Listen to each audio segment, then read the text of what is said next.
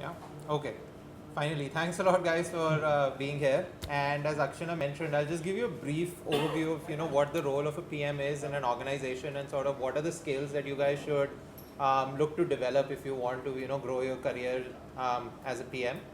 And we have Gaurav with us, who leads design and housing. He's like the best designer I've ever worked with, and he'll give you a really good sort of from his perspective as well. Like when as someone who works with product managers, as sort of what are the skills he looks for or he thinks should be there in an effective PM. So just to kind of begin on what really is the role of a PM, and this is a kind of like a broad question because the role is defined very differently in each organization. So how what a product manager does in a Google versus what a product manager does in a Flipkart, for example, would be very different. In essence, sort of in one line, I would say the PM has to be the advocate of the user, right? So the sole job of the PM is to solve a user problem and do everything to get it solved. And how usually that would work is that he would, or she would work with external and internal teams in identifying what the problem is, identifying what a potential solution could be to that problem, getting that solution built, and then shipping out a solution in a way that it is actually adopted by the end users. That, in a nutshell, is sort of the role of the PM. You must have read things like PMs are sort of the mini CEOs of products, or you must have seen that Venn diagram where it's an intersection of business, UX, and tech. At the end of the day, what that implies is that you're working with all these different teams to getting stuff done. That is sort of the one-line definition. It's like getting stuff done, right? And yeah, I think that's sort of kind of sums it up well. If you're, let's say, working in a Google, for example, a lot of stuff that happens in Google is centered around product and engineering and design teams, basically. So if you're part of the product team there, you're pretty much taking all the calls, right? Right from obviously what the product should look like and all, but also how should it go to market, how should it be priced, everything. But let's say if you're working in an e-commerce company in one of the Indian companies, let's say Flipkart, their decisions like pricing, etc., might not be totally under your control. You'll probably be working with a category manager or a head of sort of that business unit to figure out things like pricing and how are things going in the market, etc., etc. So it's very important to adapt your role sort of depending on where you are, what teams you're working with, but just remember that your final end goal is to solve the problem for your user. Even if that means like going to the design guy and just giving him coffee, ki boss, please, like let's work, that is part of your job because your end goal is getting that sort of product shipped. I'd love sort of Gaurav's perspective on what he thinks is a role of a PM. Yeah, so basically we as designers look at PMs in a little different way, not very merry all the time, but then basically everybody understands that the product managers in that particular perspective of that particular product are basically the spearheads of where that product is going, why that is being built, and what's going to happen to it, how people are going to use it. We as user experience designers, we love to advocate why the user will love this, why we have to do it this way or that way for the user. But then adding to what Ravi already mentioned, I guess a PM's role is also to keep everything aligned to what the goals of the business are or the goals of the company are and why exactly we're building that product. Not just to solve the user's problem, not just is not really not solving the user's problem, but there are times where we can lead the user to do certain things which classically a user may or may not want to do, right? There are books on these topics. There's this one particular book called Evil by Design, which just deals with how you can lead users to do certain things. I'll probably give you an example also later on from Book My Show, I guess. Product managers, I think they're really cool people in the sense that they understand technology very well. They understand design and experience very well. They have this ability of looking at figures and statistics and making sense out of it, which a lot of people struggle with. I have struggled with it myself, but kind of slowly over time taught myself to do it. To a certain extent, there is a parallel between user experience managers and product managers. Yeah. because at a higher level, I think UX managers also start looking at a lot of data, where the product is going, where the product is not going. So there is a lot of parallel between a PM and a UX manager. But then UX people do not really need to have a lot of technical skills, but it's always good for a product manager to have technical skills because they deal with the techies, and the techies are really smart ass people a lot of times. Yeah. I think that's so one line. Another sort of the sum up I would do is based on what Gaurav said is that you could look at as a PM to define the sort of what, the why, and the how of a product. What are we doing? Why are we doing it? Because you have to communicate externally and internally, and then how are we actually going to do that?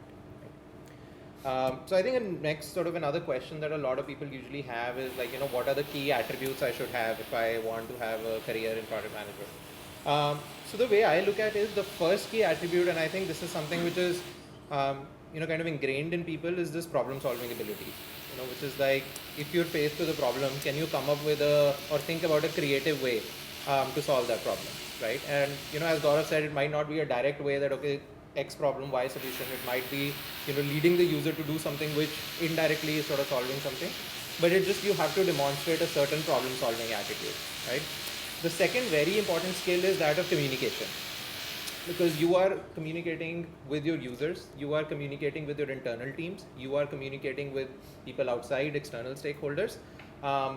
Both good verbal and written communication will take you a long way, and written communication is sort of a different skill than verbal communication, right? I also struggle with it sometimes, that how do you document things in a certain way that every team member who can look at it, someone else who might be picking up your work later, can very clearly and concisely understand the what, why, and how that you're trying to do with that product. Yeah, so I remember this one incident where Ravi used to send me these long, like 10, 20, 12 line emails, and I got fed up one day and I just walked up to Ravi and said, like, can you just write 2-line, 3-line emails so I can read properly what it really means, instead of going through that entire thing.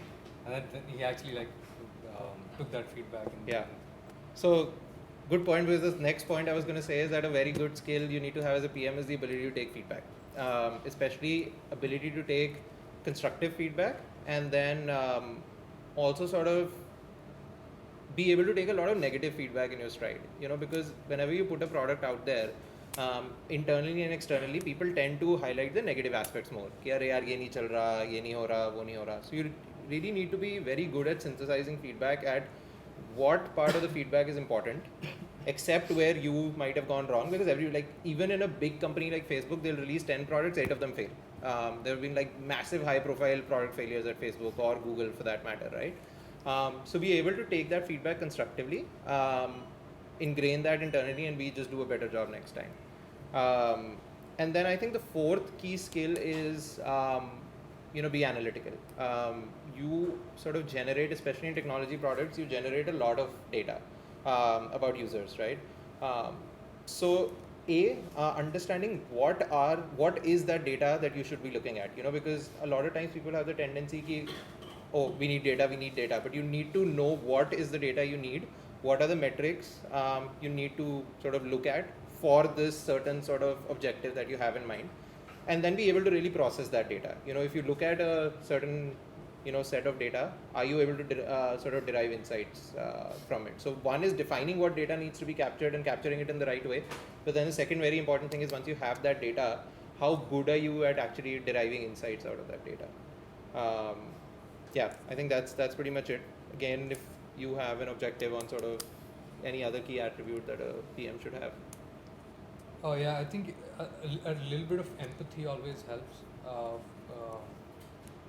For example, I've worked with product managers who come to designers, or like it be same on the tech side, who would go to techies and tell them to do stuff like that, or so suggesting solutions as opposed to proposing problems, right? And then probably working with these guys on those problems. So you'd probably be, if I had to speak from a designer's perspective, it would be amazing if product managers understood that getting wireframes from a product manager is always going to put a designer off. So little things like those. I don't know what exactly it is like on the tech side, but when you empathize, when you try and understand that people so these are softer things, but people tend to look at product managers in a very in a way that they're sort of bosses, etc. They could be, which is great, but then as long as they empathize, they can work well with these people. I think people work really well with you. People work back with you really, really well, and I think that's where Ravi also played a great part, where he'd always come up with problems and open problems without suggesting solutions. And when he'd make us start speaking, and then he'd start shooting his ideas at that point of time, as opposed to getting me ideas, a packet of ideas. यार ये problems है, ये सारे ideas का suitcase and just like what do you want to do with it, as opposed to keeping things open. So these soft things help a lot, because as a product manager you'll always have like 2 or 3 designers and a couple of tech guys working with you, so you have this like mini team to take care of. So these things I think help a lot.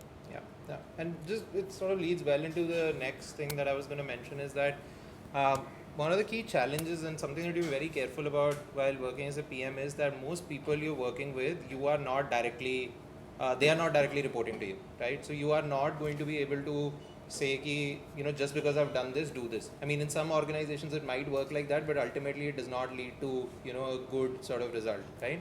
So there's this term that you have to kind of lead with influence, which is mostly what Gaurav said, right? Like if you're working with designers, you need to understand that they probably have a better hold of that topic, but you need to know enough, and you need to be smart enough to give good opinion, because if you go and tell that guy ki yaar, one bad option is you go and say कि यार ये problem है, ये मैंने 2-3 solution सोचे हैं, इनमें से एक बस आप कर लो, right? And I don't want your opinion, I just want you to execute, right? That is a very bad thing. Second bad thing also is just go and say कि यार ये design का काम है और मुझे कुछ आता ही नहीं है, because then you will completely lose respect of that person, right? Then they will not look at you as someone that they can discuss or bounce ideas with. Similarly, that's why a lot of people ask that, is it important to have a tech background to get into PM? So it's not important to have a tech background, but it is really important to understand technology well. And those two things are slightly different. Because again, when you're working with engineers, you're working with smart people, they'll have a lot of ideas that they'd want to discuss with you. And again, if you say, someone comes up with an idea and everything you're saying, yaar, ye to mujhe nahi pata, then they'll stop respecting you again, right? So again, to make sure that you're giving smart opinions, to make sure that your team members are respecting you, you need to have sort of cross-functional competency and be able to give people their space, their right, and their sort of value what they're doing, and not try to sort of dictate everything. Cool. I think I'll just talk about this, the career transition to PM a little bit, and I think then we can just open it up for Q&A. So I think again, couple of questions is like, do I need to have a tech background? Do I need to have an MBA to sort of get into PM? I don't think either are essential. Like I don't have an MBA, for example. Usually what an MBA does is it helps you in certain parts of, what the role of a PM is, again, depending on the company, right? You might you'll understand probably the management aspects of it. You'll probably understand the go-to-market aspects of it a little better. But that's about it, right? There's absolutely no hard and fast rule that you have to have an MBA to be a good PM, as long as you're able to pick those skills up. Otherwise, same with the tech background. I think you just need to understand technology very well. And I think a very good way of doing it is like if you've never coded, right? Just pick up some coding language, and just try and build something simple. It could be very simple. You don't need to build a complex application or something. What that will do is it will make you sort of start appreciating what are the complexities when it goes in building something. Because from the outside, there's this good post on Quora, where someone asks them like, what do you need to make tea, right? And you'll just say, I need water, I need whatever, tea leaves, maybe I need sugar, and that's it, I'm done. But then there are all these questions of what if the electricity goes out if you're making it on a kettle? What if the kettle breaks? What if the leaves are bad? So as a PM, you have to think about all of this, right? And these complexities you'll only understand if you've actually done that yourself at some point. If if you had made that tea yourself at some point, you would know that there are all these things that can go wrong, and that's why you need to plan for them, right? So outside in, it looks like it's just simple. We just need to build this, whatever has been designed or whatever has been thought of. But if you get into doing it a little bit, you'll start understanding the complexities, and then you'll start having much more valuable and much more sort of much smarter conversations with your engineering teams. So just be aware of what is happening in tech, read up, like there are some really good blogs on, PM blogs, tech blogs, and just get into the habit of just building something, like just build something, and you'll really sort of, you'll be surprised how far that takes your understanding. And I think that's also for like aspiring people, want to get into PM who are in like adjacent roles, let's say tech or marketing or something. Like if you build something, that's a really good thing to take to an employer, right? There was this incident of, I don't know if you guys have heard, there was this girl who wanted to do a role at Airbnb as a PM. I think she sent her resume, but she didn't hear back because on paper her resume didn't look great. But what she did was she said she went through the Airbnb product, diagnosed a problem in that, but did not leave it there. She actually came up with a solution, prototyped something, and then sent it directly to the CEO. And she heard back, and now she's a PM at Airbnb. So people will really appreciate if you show something that's been done. And that was kind of the inspiration on why in our sort of PM program that Priti will talk about, why we got all of these sort of real world problems built in. Because whenever you go to an employer, if you take some work that you've done, some sort of problem solving ability that you've shown, they'll sort of really value it. Yeah. Cool. I think we'll just open it up for Q&A. I have a list of other things that I sort of could talk about, but I think it'd be good sort of point right now to open it up for Q&A, and then maybe we can get back to them if we have time. So any questions? None? I have a slight, not exactly a question though, but maybe something that I was talking to Stephen earlier about it.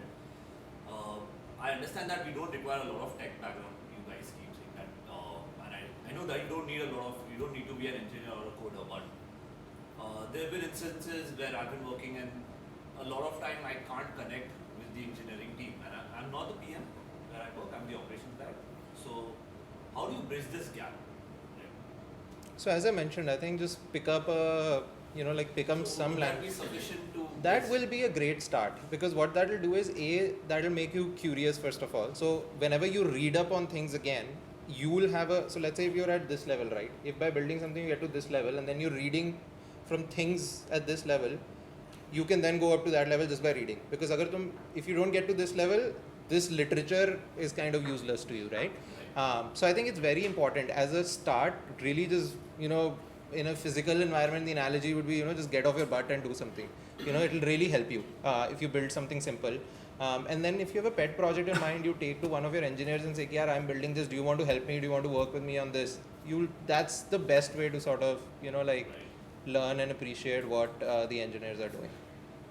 Yeah, also, and probably you could just start spending time with these guys without necessarily having to have a conversation about technology or trying to bridge a gap. Basically, it's a personal connect where it starts.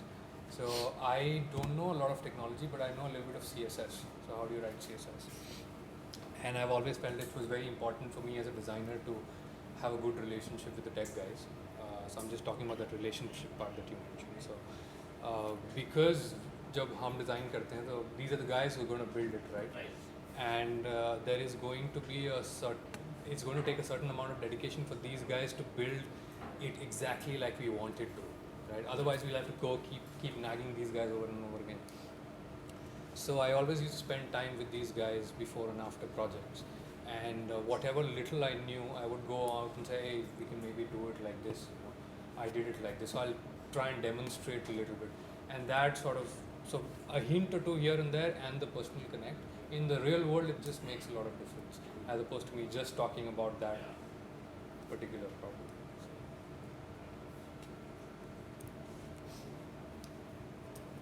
If you compare designers and techies, who do you think are the better product Designers,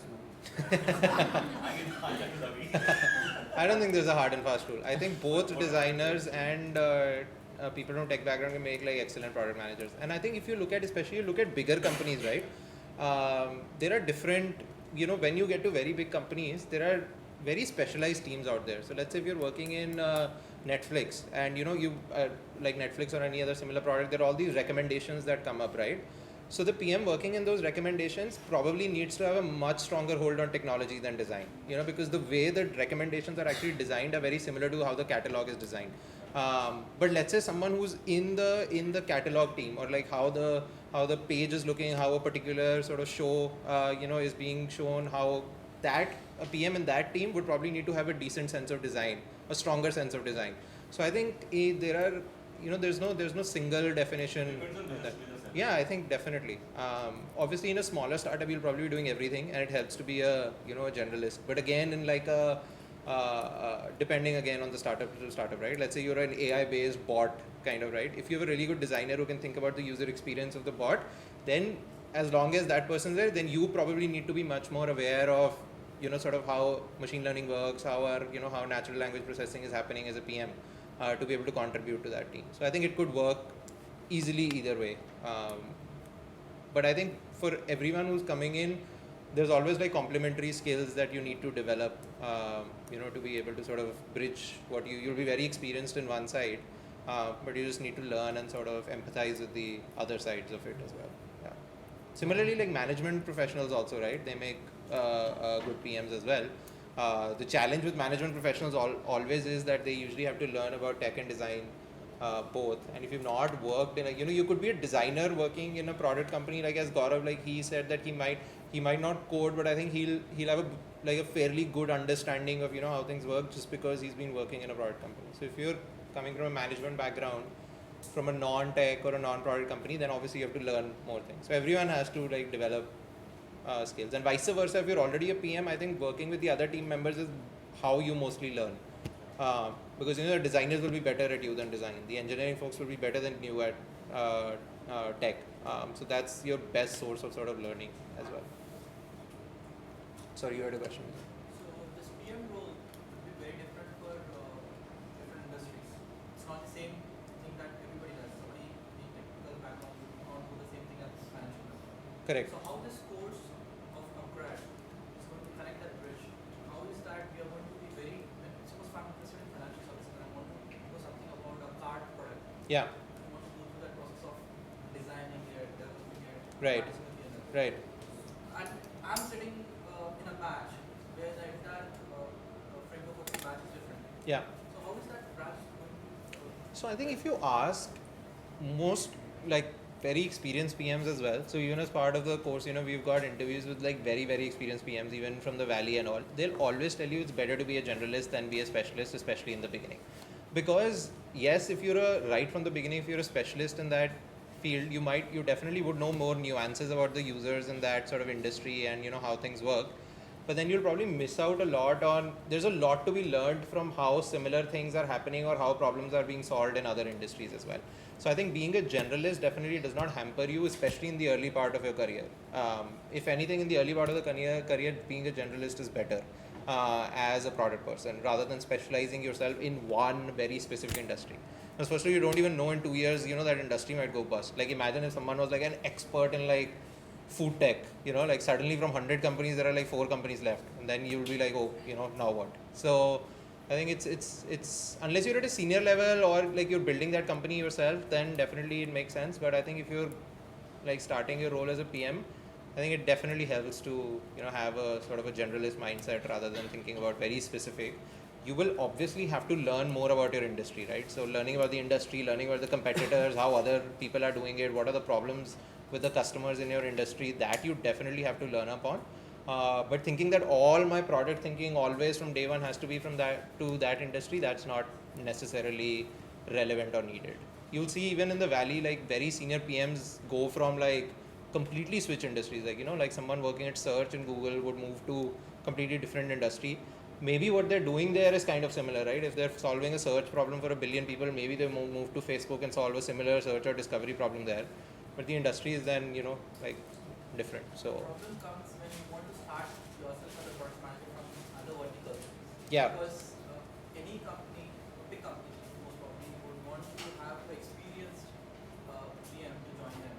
And fresher would really have, especially if you talk about something. yeah.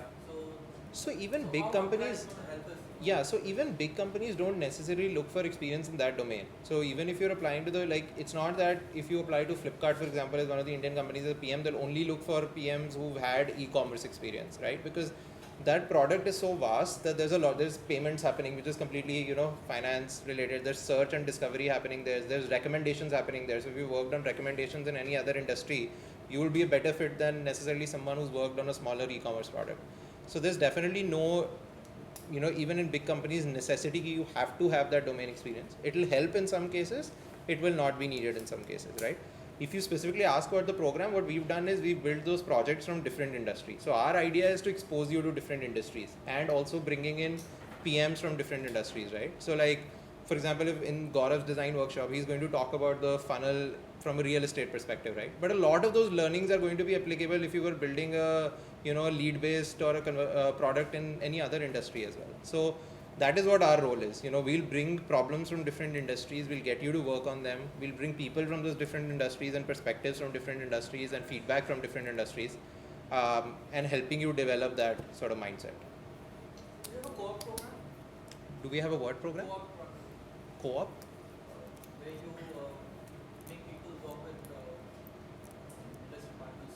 So we are looking at, most of the people who come to our programs are full-time working professionals. So that's why we didn't have it actively, but now we're looking at, because there are 2 or 3 other people who sort of brought out the requirement, now we're looking at internship partnerships with companies. So if you are, while doing the program, if you want to do an internship. So that's something that we're looking at, yeah. I don't know if you have an opinion on generalist versus specialist. Yeah, so I think it's important to start as a generalist because then it gives you a wider base, and you can probably see where your polarities lie if you like in terms of towards you're more UX centric or more technology centric, and you can develop and harness your skills in that direction and look for those kind of roles. The other thing that you mentioned about industries, I think it's, even if I had to get out of housing today and get into another job, maybe something that it could be map based, something that's like e-commerce, I have to learn a lot. I'll have to dig very deep into how these things work.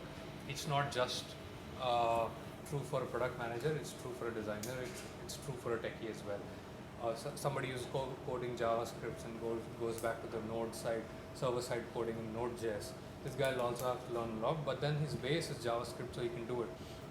So for example, as a product manager, you'll have these core phenomena and concepts that you'll work on, which will enable you to work in any industry. So the industry is okay. It's probably better to keep shifting industries because there's a different perspective, and then you get to learn more. You get to keep growing. Or then there's the other school of thought where you just want to build your expertise in one particular industry. That's up to you. But then starting as a generalist, I think it gives you. The problem comes when you are a non-technical student. This technical can shift across industries, right? From banking to retail stores. Okay. But if you are a non-technical student, you would not have much to do about the other industries, especially when you have a little bit of experience. So Yeah, but then even the technical person, I think the technical person doesn't. So he might know stuff in his own domain, right? I'm talking about when he's trying to shift his own domain from JavaScript to something else, which is the kind of thing that we're talking about. Even for a designer, right? If I'm into a real estate industry, I know how to solve problems for people who are looking to buy houses. I understand their entire journey. Now tomorrow, let's say I have to solve for somebody who's trying to buy things, just like maybe he's trying to buy books or buy coffee. Then I have to understand these people all over again. I have no clue about these people. I have not read about them, and my same concepts may or may not apply. So, not just for the PM. yeah. In terms of generalization and specialization, in your job as a designer, do you have special people reporting to you as a user researcher, and then you have special people in strategy, and then your work is only in design and testing if you are looking good? Or is your role like a very general role where you start off with research and you're involved in all the stages till deployment? So are you talking about me or somebody as a designer? As a designer in general. So design is a wide domain in itself, right? There's people who specialize in user experience, people who specialize in interface design, people who specialize in interaction design. There's just too many jargons being thrown around. But basically, it's just problem solving. What was your question again? Like the final Are bit? you involved in all the processes from research to final testing and deployment? If you can get an opportunity where you can be involved in all of these processes, I think it would be great. but when people hire people, they hire people for a specific role, right? They could be UX researchers, they would be talking to people, would be looking at a lot of interviews, would be trying to understand what people say, or you could be building interactions. जहाँ पे you already have insights into interactions कि क्या click करूँगा तो उससे क्या होगा, etc. So there are the different roles, but then I have worked with people, including myself, like who've worked on the entire set of design domain, and it helps a lot in understanding different parts. I think this was a philosophy at Google as well, right? For a long time. In 2009, which is when I started developing interest towards design. I met this, I forgot the name of the guy, but then I attended this Google Day in Gurgaon, and this guy was a user experience designer at Google, and I had no clue what that meant at that point of time, but then I still went anyway.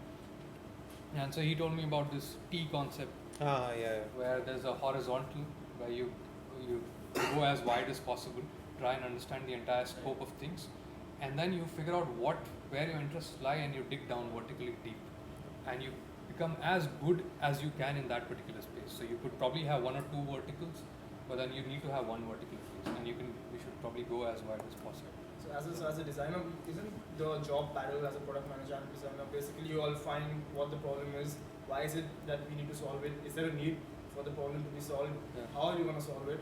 And what are we going to do to solve it? Yeah. So aren't your kind of the way you think, isn't it a parallel? It is, which is what I mentioned in the beginning. Like there are a lot of parallels that you can draw between somebody who's managing a team of UX designers and somebody who's working as a product manager. So where does the need lie for a UX person to? Where does the need lie for a UX person to have a product manager? Well, it depends on how the company and the structure is laid out. There are roles defined, obviously. It's not as if like a product manager is going to do everything. He's not going to design the product, right? He has a few ideas. He's constantly looking at problems and questions. He's more the why guy, and the designer's more the how. Not really. I mean, designers are also the why people, but then there are a lot of aspects of building a product that are specific to product managers. One of the things is what do you do well? Prioritization. How do you grow the product? What's the next step? Right? When you figure out the next step and you throw that problem at the designer, like this is the next step, how do we do this? But thinking about what's the next step, that's probably more of a product manager. And I think one thing always also to remember is that I was, for example, mentioning the the Netflix recommendation problems, right? There are some problems that are design heavy to be solved, right? There are some problems which are not necessarily design heavy to be solved. And then let's say if you're building a recommendation algorithm, right? So then working with your engineering or your data science team to figure out what parameters are you actually predicting someone's recommended films on, right? That is something also that falls. So if you're solving that, let's say I have to give recommendations to my users, I have to figure out what data I need for the users. On those parameters, how am I predicting the recommended things? And then how am I showing those recommended things, right? So in that, you're probably working with, and I'm taking the case where this is a big company, right? You're probably working with a data science team. You're probably working with your content team, like Netflix, who's creating movies and like what kind of movies are working or not. You're probably working with a design team. You're probably working with an engineering team, right? So when it comes to just designing user experience for the problem, I think there's a lot of parallel, which is why I said that, there's need to give space to, for example, because those guys will probably know, will be able to do it better. You just need to make sure that as prioritization, where is this going? Like keep the sort of broader strategy of your product in mind, and making sure that you're giving opinions, keeping your user in mind. Yeah. Basically, in a nutshell, it's just a never-ending process of iterations, which will keep. Yeah, I mean that's like, I think in today's age, what T-shaped individually mentioned, that is not restricted to design or product. Like every function now you look at, people look for T-shaped individuals, right? Where you need to have an opinion, because that's why otherwise organizations get bloated up, because you'll be like, मैं सिर्फ ये करता हूँ, अब ये करने के लिए ये चाहिए, ये करने के लिए वो चाहिए, and that's what happens then. Then you suddenly have 10,000 people, then you realize, oh, actually you only needed like 5,000 people. So then there suddenly like 5,000 people become redundant. So that's why I think the T-shaped sort of concept is applicable to most roles now, than just these specific ones. A question to Gaurav. Yeah. What are the 3-4 Indian products you appreciate actually, other than housing? Other than Other housing. than your company.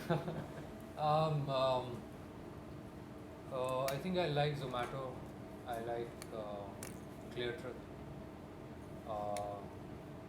I wish I could take a lot of names, but these are some of the products that make it really easy for you to. But why Upper? What's the Because reason I- for that? Suppose compared to clear trip and a make my trip, what's the logic behind that?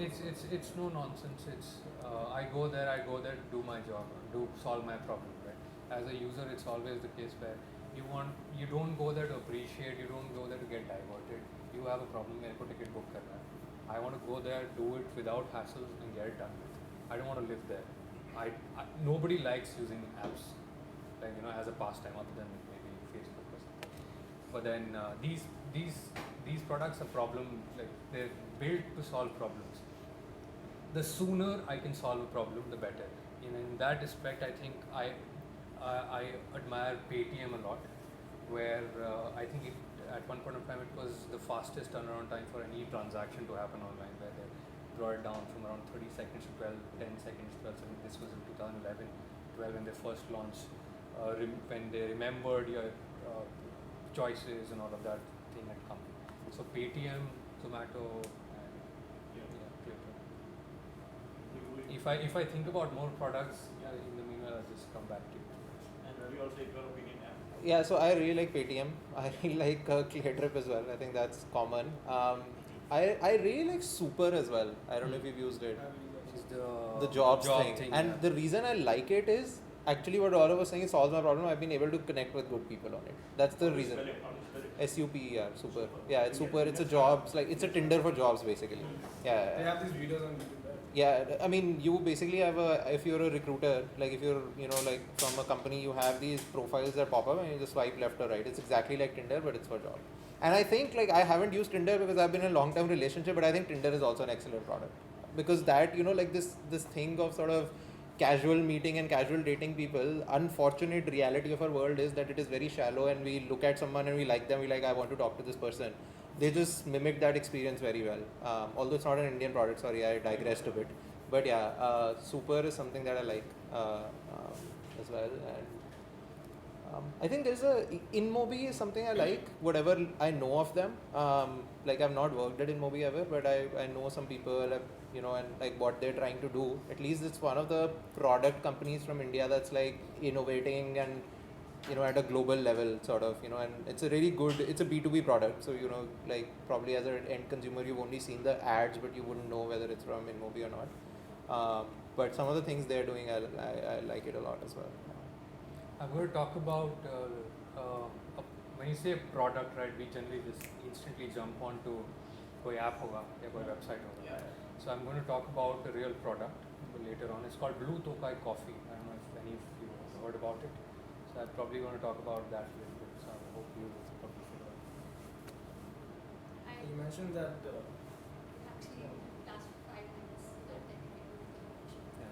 enough time for Yeah. You can ask him in the workshop also. So, yeah. Take it. Just one question that you said is very important for PMs and UXers to know, to have empathy with the user, to understand you're not using the product, there's a certain amount of audience that are going to use it. So in order for gaining that empathy, I was reading this article online where it said that most companies and most stakeholders of companies, they don't allocate enough budget for scheduling interviews with users and for scheduling other research methodologies for gaining insights into the user. What is your take on that? Yeah, I mean, you don't really need budgets. There are people all around you all the time. Right? You're commuting, you have your friends, you have your family, and then you always have HR people in the company who probably not know about the product. Like, no offense to if anybody is from the HR background here, but they generally are very, very good people to test products with, because they generally don't care about what's happening in the product, and so you can always figure out. So I do that a lot. Do you test them when I they figure out- test it, or do you just observe them? I observe them. We also conduct user testing sessions with them. So housing was in a little bit of financial trouble for quite some time in the past few months. So that's what I did. We did the HR people. So you'll always figure out ways to test and do all of that. It's not really hard. You don't need to have like elaborate setups to do all that testing. Probably if you are working in a company like HFI, Human Factors International, if they do a lot of work around research. They spend their months where romanticizing about research and just like Snapdeal was done by HFI recently. I'm not sure. Yeah. So I don't know if you noticed, Snap deals changed from a very horrible experience to a very decently acceptable I experience. stopped using it after that. Yeah. So this was done by HFI, which took them about like 6 months to build the entire experience. So they do this elaborate research, and because they're like focused on that, they're a company built to do that. But in a fast-paced product company, you get very little time and very little elaborate setups. But you will find hacks to be able to do it. The only sort of thing I would add to that is it's slightly easier if your product has a wide user base, and it becomes slightly trickier when your product has a slightly narrow user base. You want to look at the right demographics. So that, because like testing with the right user is also very important. Like you don't want to be testing with the wrong user, right? Like let's say if you were a Snapchat product manager and you're testing with your dad, like what insights you'll get will probably not be right, right? So if you're sort of a user, like if you were a Zomato, right? Everyone uses Zomato. Housing, especially when they had rent, a lot of people, mostly everyone used it, so you could test it with them.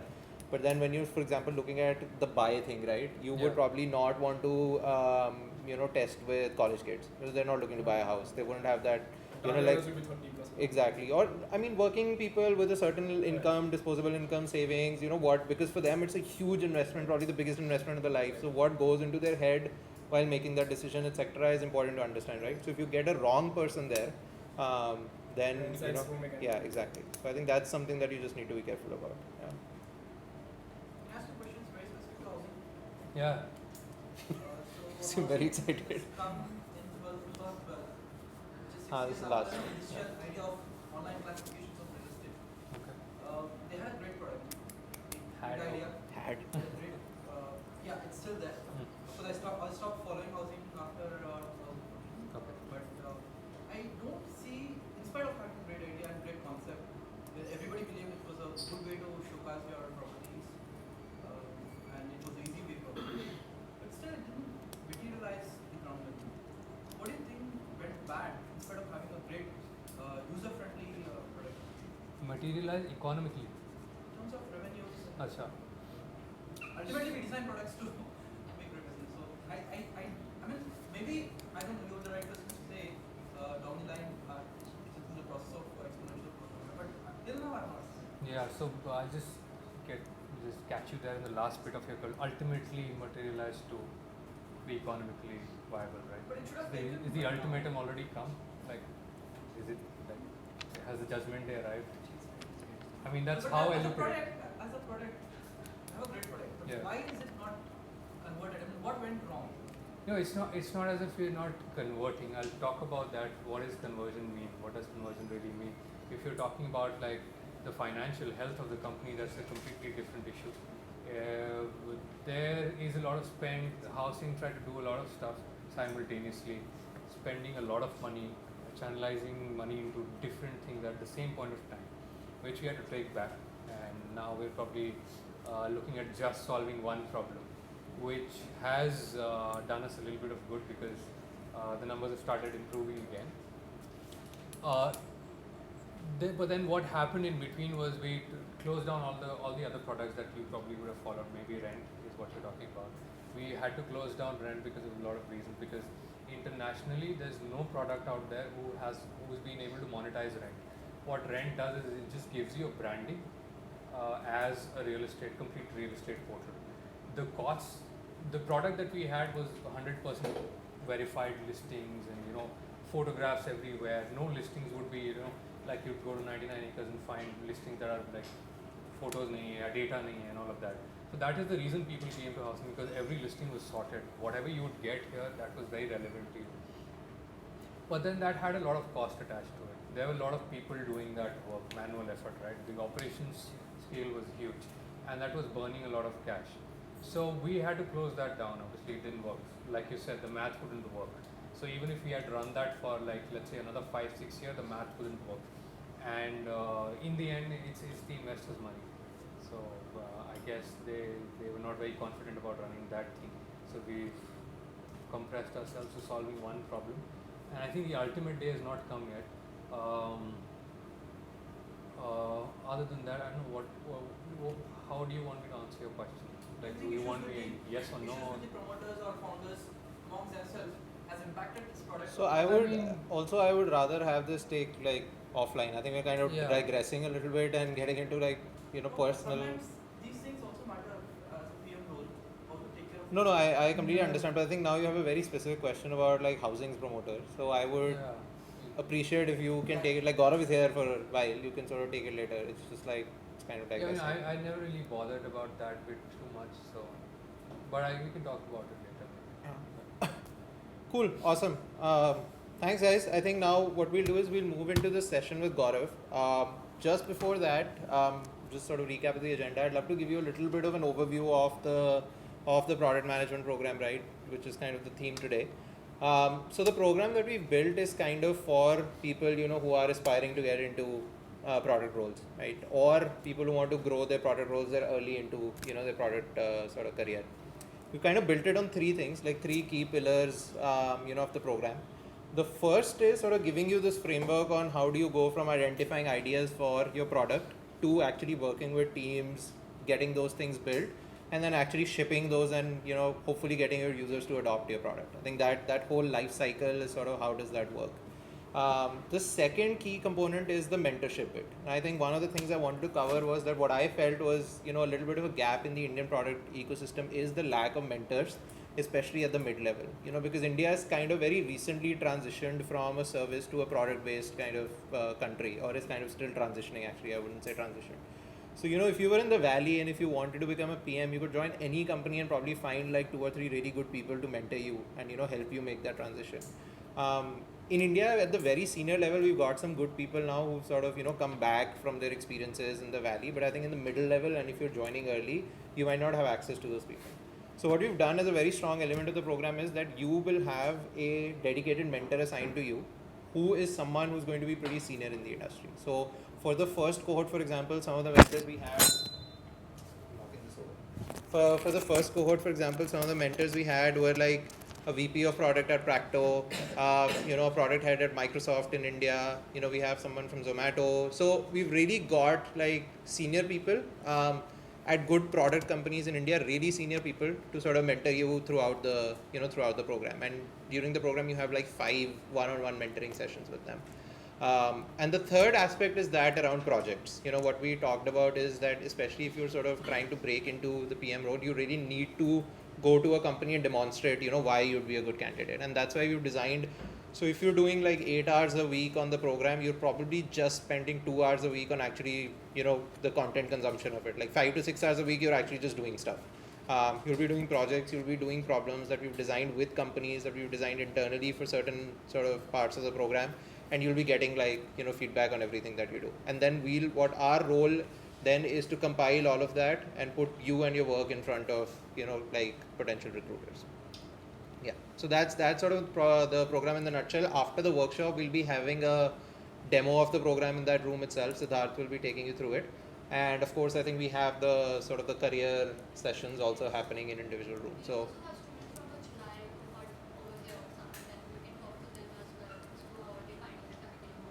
yeah, so we've just started our first cohort like a week back, and we have a couple of students here who are part of that. So if you want to talk about them, what was their sort of decision factor in actually opting for the program, and how's their experience been so far, just feel free. Yeah, awesome. So there's still a lot planned. This workshop is going to be great, so good luck, and yeah, thanks guys, thanks a lot. Thank you. Yeah.